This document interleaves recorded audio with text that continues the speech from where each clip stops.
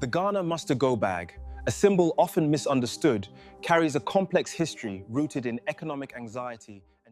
The Ghana Must Go bag became a symbol of a difficult period, a time of tension between our nations. We want Nigerians to go back to their country. Ghana is for us. Ghana is not for any foreigner. No Igbo man can... Let's break this down with reason, not emotion. First, the catalyst. Misinformation. The recent protests were sparked by an old, misrepresented video from 2013 about land claims. It went viral, and before anyone could check the facts, anger spread. We must be smarter consumers of information. Our shared digital space is a tool for unity, not division. Second, the real issue, economic anxiety. The underlying frustration is real: unemployment, inequality, and competition for limited resources.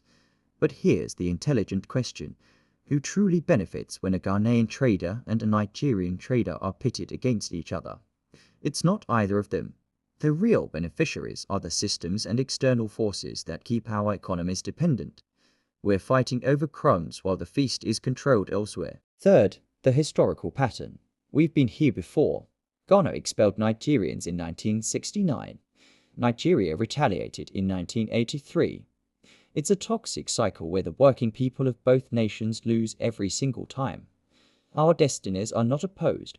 They are intertwined. Our banks, our businesses, our cultures are deeply connected. The great revolutionary Amílcar Cabral said, "There are no contradictions amongst the African masses, only amongst Africa's elites." Don't forget to follow and drop your comments.